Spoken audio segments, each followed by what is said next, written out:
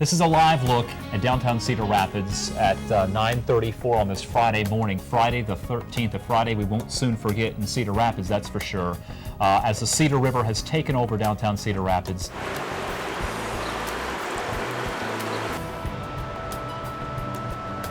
Everything's gone. It's really hard to deal with. I'm thinking about just moving back to California because I can't live like this. There is now a mandatory evacuation in effect no matter where you live. If you can see the river within a block of your house, you must evacuate. Yeah. The railroad bridge has collapsed. It is now floating downstream in the Cedar River. Damn it, I really like that stuff. That nice blue roof. We worked our entire life for what we had, but it's gone. I'm not asking for handouts. It kills me to have to fill out these papers and stand in line for handouts. But I don't have any choice at this point. My life is in the hands of somebody else.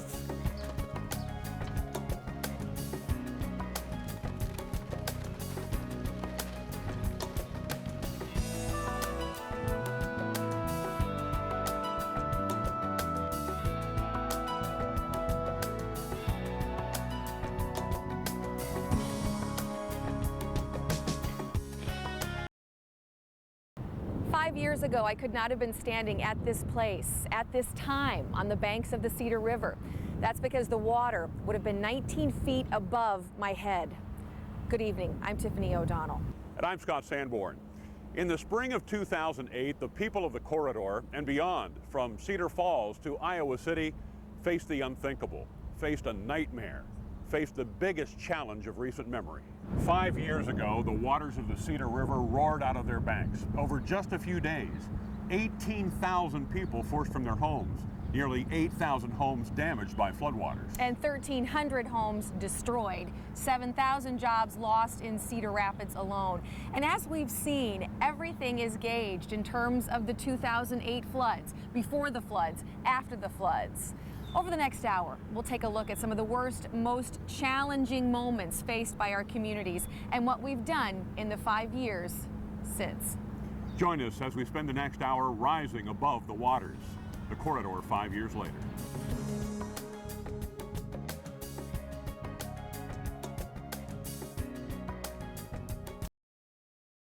Mays Island, no longer an island, it is underwater at this point. It's hard to see everything go. I mean, like, memories of my kids' pictures gone, probably. Everything's been so chaotic all along that just wait. Just a bureaucratic blunder again by the city, I think. To work over 30 years and to lose what you worked a lifetime for, it was devastating.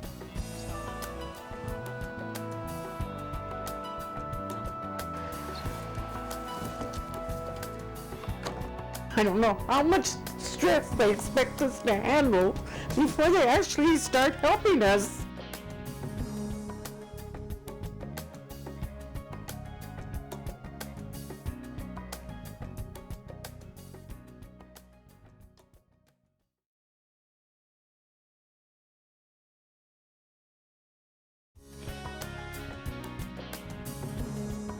It's not like we didn't know this was coming. In the spring of 2008, all across the Midwest, flood watches and warnings were being issued by the National Weather Service. Welcome back to Rising Above the Waters, the corridor 5 years later. I'm Tiffany O'Donnell. From South Dakota to Ohio, Missouri to Minnesota, predictions of trouble were being voiced. And I'm Scott Sanborn. The winter of 2008 saw an unprecedented heavy snowfall throughout the Midwest. History, or rather those who study history and our climate, categorize weather events in terms of a year or 10 years, 100, even 500 years. As the spring of 2008 approached, we were thinking in terms of the year before. We ended up struggling with an event not seen in this part of the world since 300 years before Europeans settled North America. About the time Christopher Columbus discovered the New World, it was a 500-year flood. Snow and rain. The lifeblood of the fertile Midwest. It's what brings life to corn and soybean fields, keeps cattle, swine, poultry, and more importantly, the small communities which dot the Midwest alive. And then there are the rivers, the bloodstream, if you will, of the heartland of America. But in the winter of 2008, we got a lot of snow. And then in the spring came the rain. Today, in 2013, hard on the heels of a drought, it's hard to imagine too much rain. While it's kept farmers out of their fields, the rain also has been a blessing. This is what we like to see. Good color. It's a little bit yellow for my taste, but I think the warm weather would turn it around and it would be a good corn crop. Planting of this year's corn crop is nearly 40% behind the 5-year average. The soybean crop is even further behind. Drought, flood, rain, no rain. Farmers persevere. It's a little behind this year still, but still within what we can deal with. But in 2008, the snows of February and March fell heavy. Then the snows turned to rain in April. Cedar Rapids ultimately recorded slightly more than 24 inches of rain for the year, more than 10 inches above normal. Combine heavy snowpacks with extraordinary rain, and you get a quick, hard, massive runoff. In early April, the alarm began sounding. 14 states, the upper Midwest, America's heartland, experienced increasing flood and flash flood watches and warnings. By April 15th, the warning stretched along the Mississippi River for 325 miles, from Dubuque to St. Louis. And along the Iowa tributaries which feed the mighty Mississippi, the Turkey, the Wapsipinicon, the Iowa, the Cedar, and the Des Moines rivers, life was about to become very, very unpleasant. We all knew that water had to head downriver eventually, and a few days later it did. Waverly, Cedar Falls, Waterloo, Cedar Rapids, and so quickly you couldn't catch your breath. I'm out here at Sans Souci Island in Waterloo, which was evacuated 2 nights ago with good reason. If you take a look, some of these houses almost completely underwater, and there's just water flowing everywhere. It's the story so many people are saying. Yesterday they could see their driveways, their curbs. Now everything is underwater, and you can see it's pouring down right now.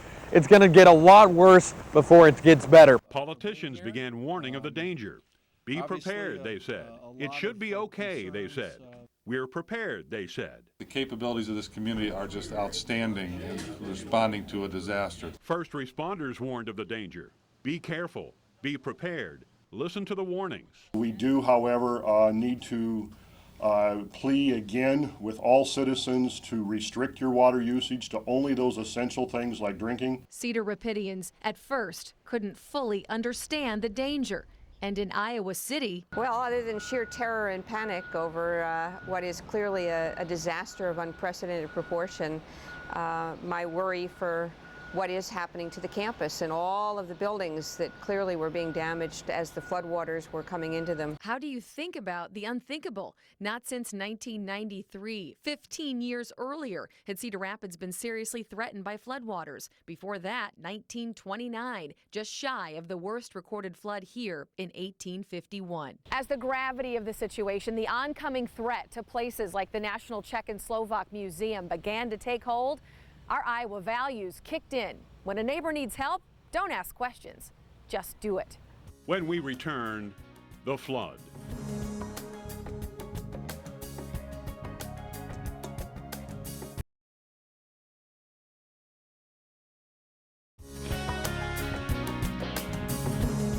The night before the peak, like a lot of people, you're kind of curious to see the river, and I came down with a couple of my kids and said, we want to go see the river with no idea, like anyone else, that had, the next day it was going to be, the worst day basically in Cedar Rapids history. Here in the Midwest, we face a constant threat of severe weather. Tornadoes, thunderstorms, hail. But when it comes to floods, it's another story. No abrupt warnings, no minute-by-minute Doppler radar, no nearly instantaneous threat. You see the water coming at you. It's like a slow-moving, slow motion, slowly approaching doom until suddenly it's upon you.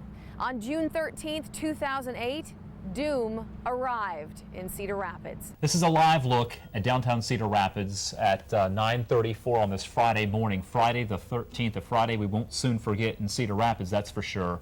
As the Cedar River has taken over downtown Cedar Rapids, Mays Island, no longer an island. It is underwater at this point. In the days leading up to that fateful Friday the 13th, a call went out for help to protect homes west of the river, to protect businesses east of the river, to protect the vital services which keep any modern city alive and functional. It's still a city of this size.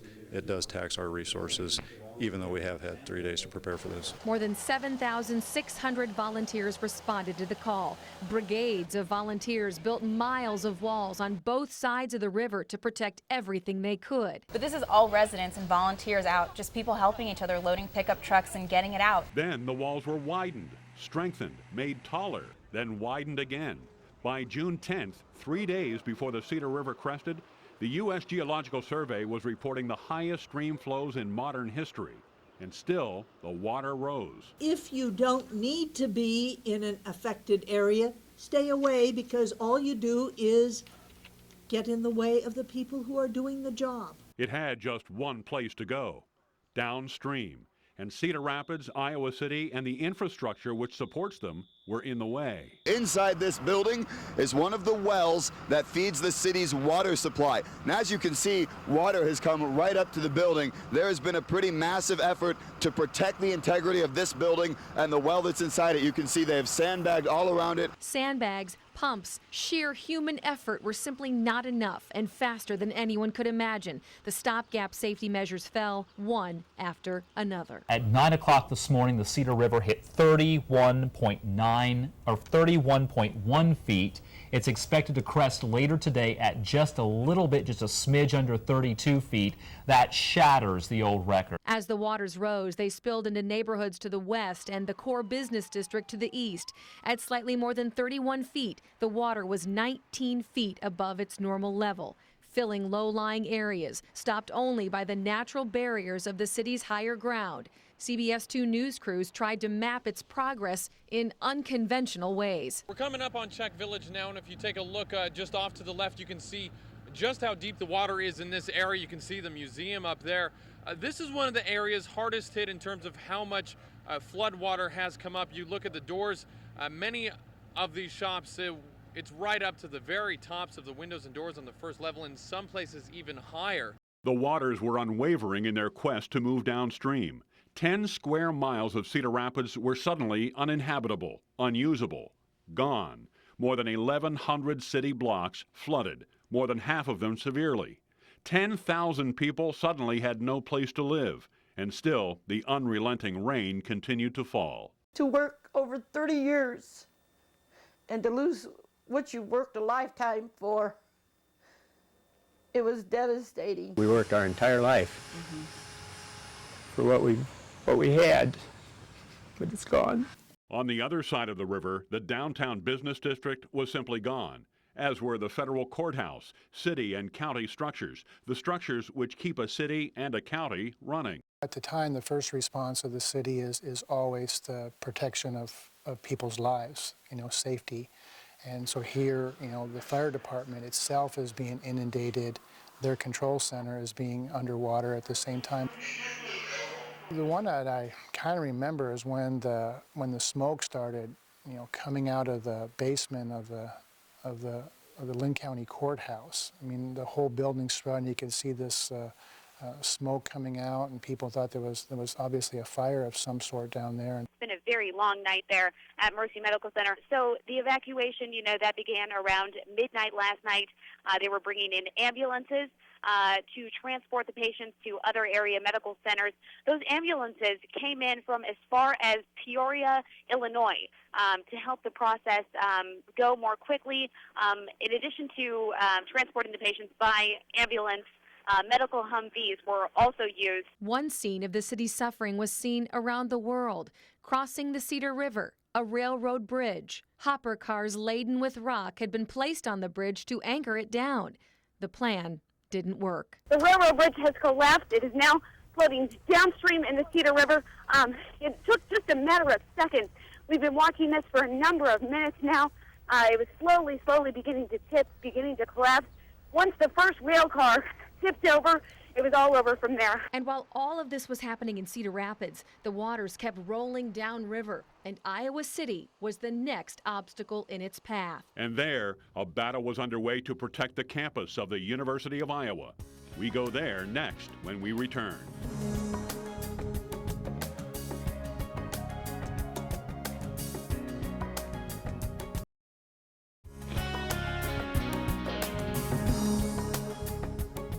On June 13th, 2008, the Cedar River crested in Cedar Rapids at just over 31 feet.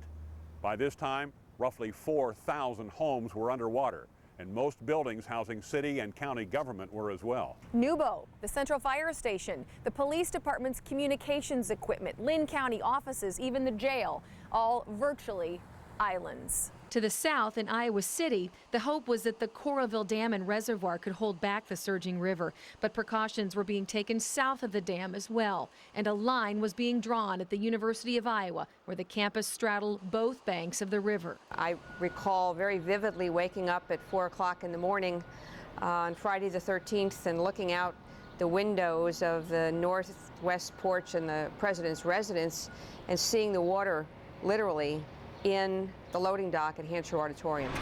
Trained as a cell developmental biologist, Sally Mason had become the 20th president of the University of Iowa barely 10 months earlier.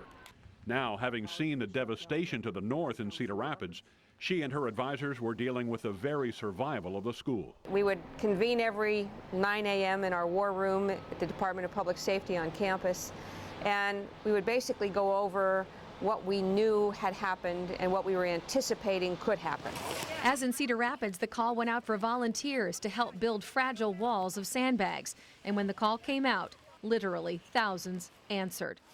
Because the university lies on both sides of the Iowa River, it was going to take a lot of sandbags to do any good. It was later estimated that more than 6 million sandbags were filled in Johnson County to hold back the water, more than were filled during Hurricane Katrina. It's a record that still stands today. Saturday, June 14th, and the lake behind the Coralville Dam simply couldn't hold the water any longer. The spillway had to be opened, and water 5 feet deep began surging downstream. Evacuation orders went out to those living in North Liberty, Coralville, and Iowa City. President Sally Mason giving us info on the critical flooding situation here. She says it's an emergency they've never seen before. The police told us that we were not able to be able to get to our apartment, so we were able to get our animals, pack some clothes and stuff, and had to go find shelter elsewhere. Iowa City was about to be cut off just south of Interstate 80. The Iowa Department of Transportation closed Highway 6 in 2 places and then shut down bridges along most rivers in eastern Iowa. By June 14th, if you wanted to get across the Iowa River, you needed to go as far west as Grinnell to find an open bridge. And it's affecting travel. Not just this street is out, but the bridge, the one-lane bridge that leads over this creek, is not just completely covered on the bridge, it's almost up to the top of the guardrail. At the university, a bitter struggle was underway, and despite the huge effort, the volunteers were losing. On the west side of the river, now rushing beyond its banks, the Arts campus took a direct hit. The art building fell, as did the art building west. Hanshaw Auditorium was flooded to the stage level and into the middle of the main floor seats. The entire first floor of the Voxman Music Building was underwater, and the theater building was flooded as well. On the other side of the river, the Adler Journalism Building and the Becker Communications Study Building were damaged, although less severely than those across the river. The main library, Iowa Memorial Union Building, and Mayflower Residence Hall all had basements and underground parking underwater. The residence hall was home for nearly 1,000 students.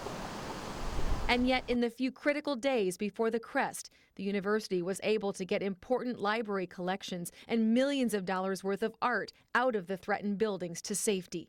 Still, when the final tally came, 20 of the university's buildings had been damaged, some only slightly, others significantly. I think we were all traumatized pretty significantly. I think back on that time and begin to understand how people come out of traumatic experiences with post-traumatic stress syndrome. We didn't have a lot of time. Decisions had to be made quickly. We were only closed for 1 week, and that was my decision. As floodwaters were finally beginning to recede and the damage was being truly assessed for the first time, the University of Iowa opened for summer school. June 23rd, just 1 week after the river crested. It was important for us as an institution, and it was important obviously for the students and our faculty and staff and our constituents to show that we would get through this, and we would get through it in a way that would make Iowans and Hawkeyes in particular proud. In all, the flood event, as it came to be called, lasted just over 3 weeks, from the first dire warnings until the time the rivers returned to their banks. The cleaning up and rebuilding of two cities wasn't going to be easy, and it certainly wasn't going to be done quickly. That's next in our second half hour of Rising Above the Waters, the Corridor, 5 years later.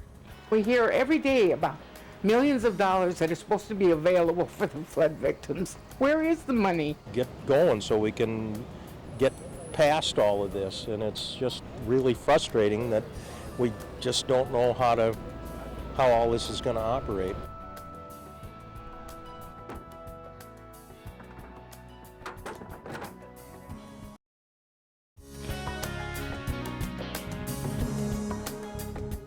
So far, the owner of the truck has rescued several homeowners as well as several vehicles from these flooded southwest streets. Have you ever seen anything like this in your life? Not at all. I was around 93, but not near as big as this. If we can get a shot of this right back here, there is a street pole that is collapsing literally just now as a truck hit it while we're doing this interview. You just said never seen anything like this in your whole life. But finally, the waters began receding, and the residents of Cedar Rapids started assessing the damage. Today, the time check part of the city to the west of the river is a series of vacant lots. It's here where hundreds of homes once stood. There are a few of the most damaged homes still standing, the owners simply throwing up their hands and walking away. In the days that followed the June 13th crest, the rebuilding began. Despite the rack and ruin, there had been one significant stroke of good luck. Although the town of Palo, just upstream of Cedar Rapids, had to be completely evacuated of its 980 residents, the state's only nuclear power plant there had survived without any damage, even though the flood cut off communication to it for a period of time. Still, the economic and cultural loss was immense. At the Ellis Boat Harbor, just 40 of the 100 houseboats moored there survived. Jim Cass owned one of them. With house after house that did cut loose, they would come down the harbor at 10 miles an hour, and a house crashing into a house puts a lot of force. Jim watched as his own houseboat slammed into a bridge. Damn it, I really like that stuff. That nice blue roof. On Mays Island, City Hall, the county courthouse, the jail, and the nearby federal courthouse had water up to the second floor.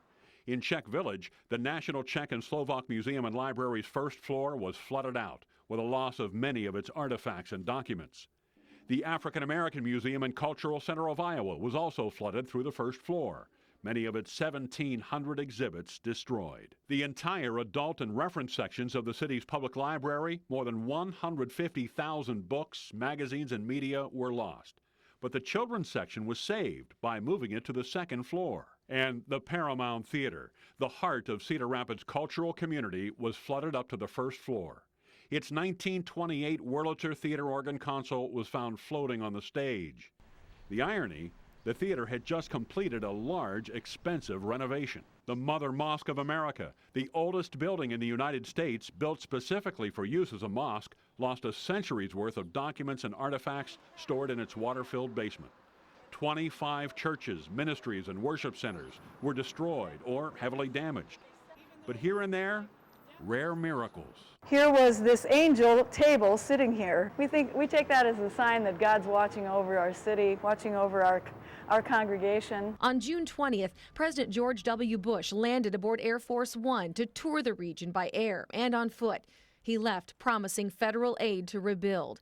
Remember, 2008 was a presidential election year, so the same day, candidate Senator John McCain came to Iowa to see the damage. Now, State Senator Liz Mathis was working at Horizons, helping with the cleanup. President Obama was campaigning at the time. You know, he was trying to become president, and he had scheduled a visit at Horizons for that very day.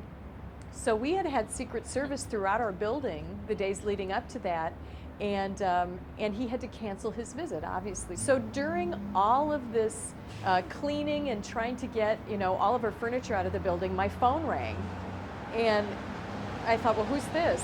And it was Barack Obama. As the numbers began coming in, the economic loss to the city was staggering. One of the most vivid memories I have is flying down the Cedar River from the Waterloo Airport to the Cedar Rapids Airport and seeing from the air the devastation all along the river, and particularly the overwhelming devastation to downtown Cedar Rapids. 101 of the 132 downtown blocks had been flooded out.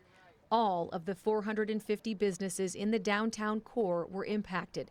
900 people living downtown had to find a new place to live. Adjusting for inflation, it's now estimated the flood caused more than $64 billion in damage region-wide to homes, businesses, public facilities, and job losses. A few days after the flood, I remember when the Quaker Oats sign lit back up. I mean, the place was dark, and for them to get the generator up there and to light that Quaker Oats sign, I think that was really symbolic and gave people, the light, the hope that we're going to get through this. A small army working not to make Captain Crunch cereal, but working to clean up from the floods here. Look at the lights all the way down this way. The Cedar Rapids Community School District was also impacted. More than 1,800 students had to be relocated from now flooded schools, and 6 district facilities were damaged. A $33.5 million hit. But within hours of the crest, the cleanup and rebuilding was already underway. Cedar Rapids, Iowa City, and eastern Iowa began rebuilding. Rising above the waters, the corridor 5 years later continues in 2 minutes.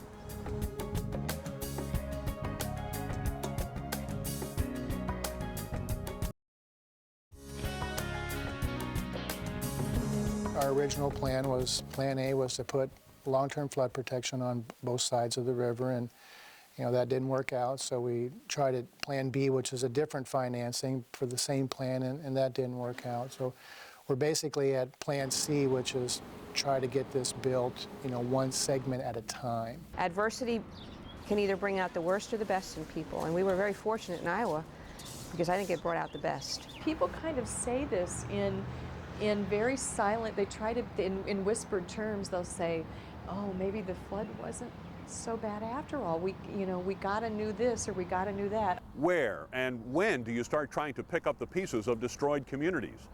The answer to the latter question is simple: immediately. 7 days after the flood crested, President George W. Bush toured the devastation and promised immediate federal help. Officials declared Iowa a federal disaster area and promised emergency funding to the tune of $35 million. The state also allocating $17 million for emergency cleanup and recovery. That meant jobs for many who didn't have one. But the federal money stalled. Into the fall of 2008, Iowa found itself competing with other disasters. Remember, the lead agency in the federal response was FEMA, the Federal Emergency Management Administration. It was a federal agency still reeling from the mistakes of Hurricane Katrina in Louisiana 3 years earlier.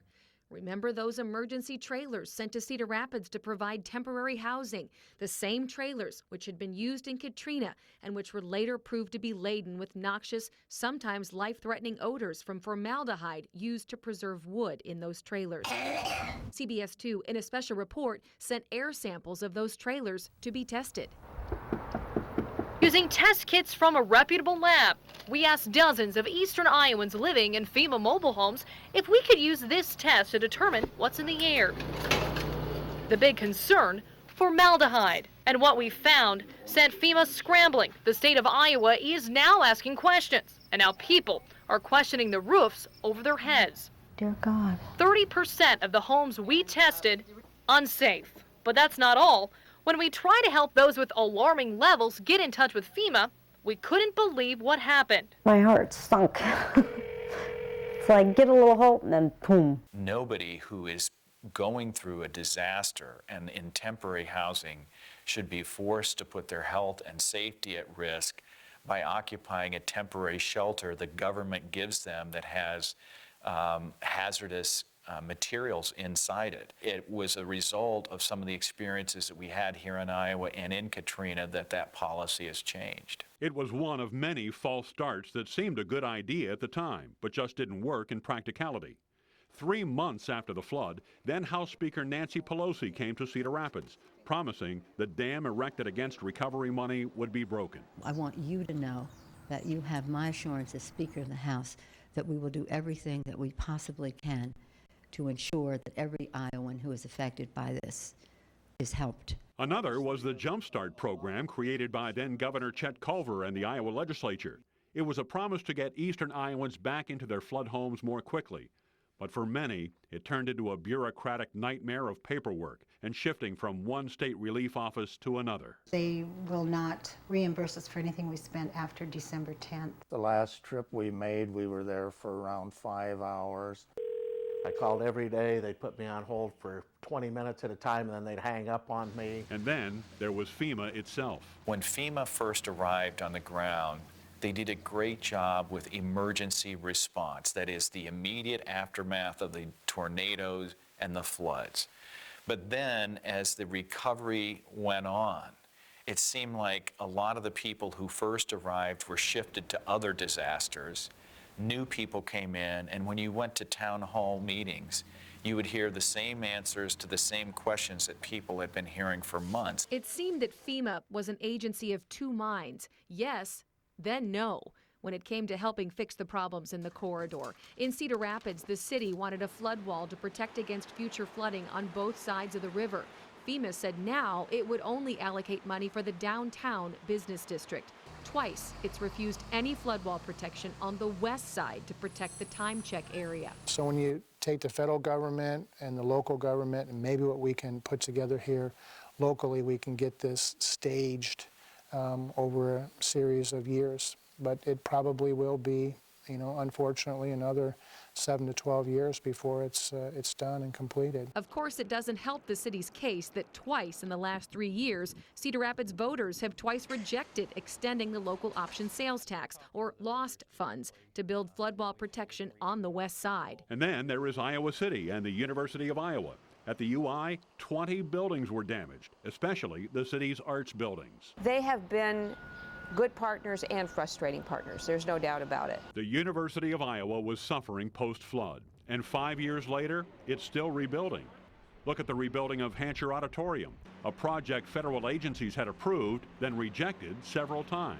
In the end, I'm grateful to FEMA for sticking to their guns on our big projects. I'm unhappy, obviously, about the decision on the Art Museum, but I think at this point we can figure that one out. But eventually, we were able to figure out a lot of stuff. When we return, rising above the floods and the progress since 2008.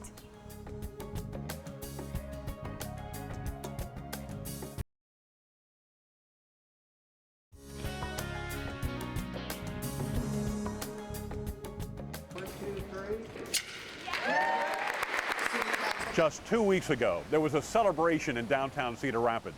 The grand reopening of the U.S. Cellular Center, the Convention Center, and the remodeled DoubleTree by Hilton Hotel. Combined, the three projects total a $142 million investment in the heart of Cedar Rapids. The celebration, the latest in a string of welcome and expensive rebirths since the floods. On the east side of the Cedar River, a revitalization of Cedar Rapids core is underway.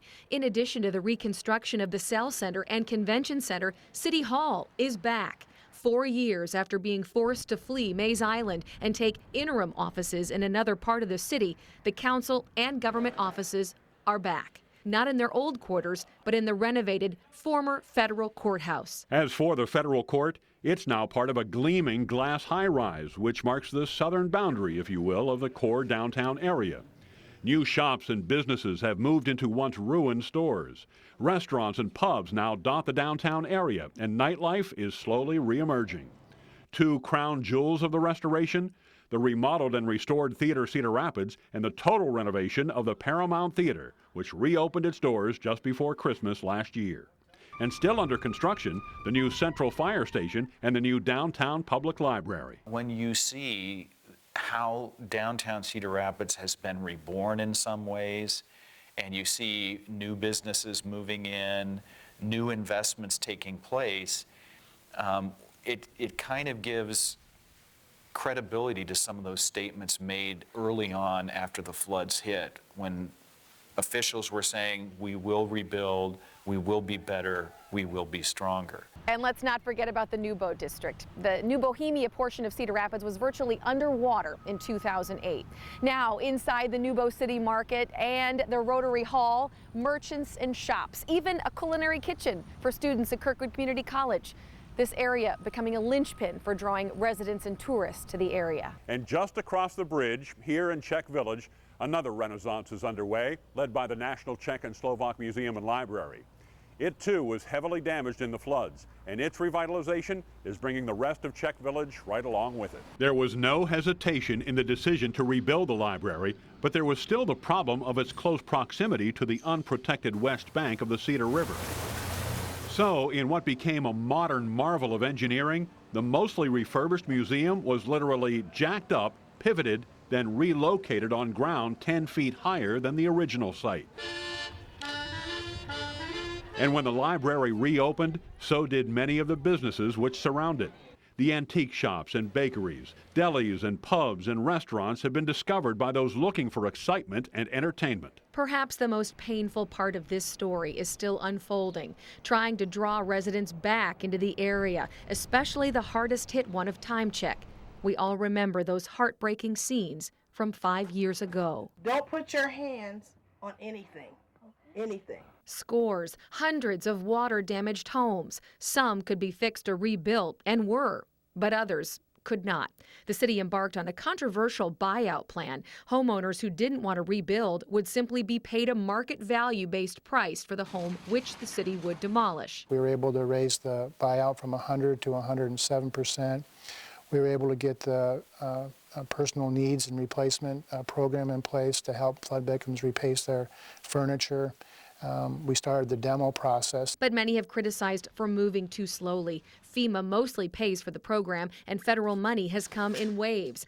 Others complain that even though the city now owns many homes, its slow process of tearing them down makes them perfect targets for thieves and arson. When people are financially strained, they're looking to buy a new house or wanting to buy a new house and haven't had the buyout from their old house yet, and really it was a big concern for them, and so it was very stressful for a lot of people, not just the people in the flood community, but elected officials and people that worked in the local government. We're relying on state government funds, we're relying on federal government funds, and we're at the front line. And let's not forget the University of Iowa and its seriously damaged campus.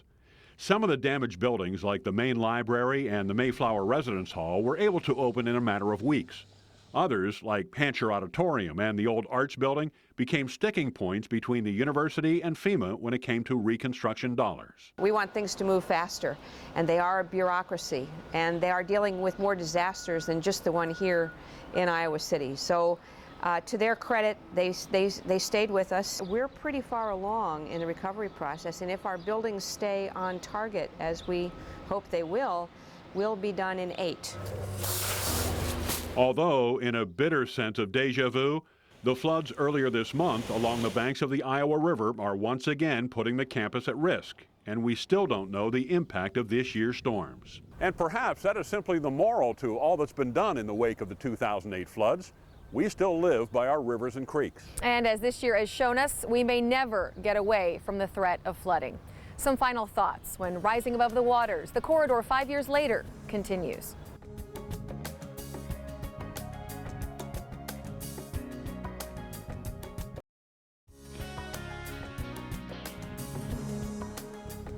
Looking back 5 years later, the 2008 floods were the most catastrophic disaster to hit the corridor in recent memory. More than $65 billion in damage, loss, and repair. More than 3,500 jobs lost, some of which will never come back. And yet here in the corridor, there is a sense of resiliency, a value in ourselves and our community, from Solon to Palo, Mount Vernon to Coralville, Iowa City to Cedar Rapids. When adversity arrives, we persevere. Which brings us to recent events. In just the past few weeks, we've been threatened again, and we met that challenge. From volunteers struggling to meet the threat, to the rebuilt Nubo District and Czech Village, to hundreds answering the bell when the University of Iowa called for help. We heard and responded. As those long days at the end of May and early June showed us, we still have many unanswered questions. Will this city have adequate flood protection on both sides of the river? Will leaders ever decide this is not the place to build? And how many times can the University of Iowa rebuild? Who pays the bill? We still don't have the answers, but those are the questions we here at CBS 2 will continue to ask. For all of us here at CBS 2, good night.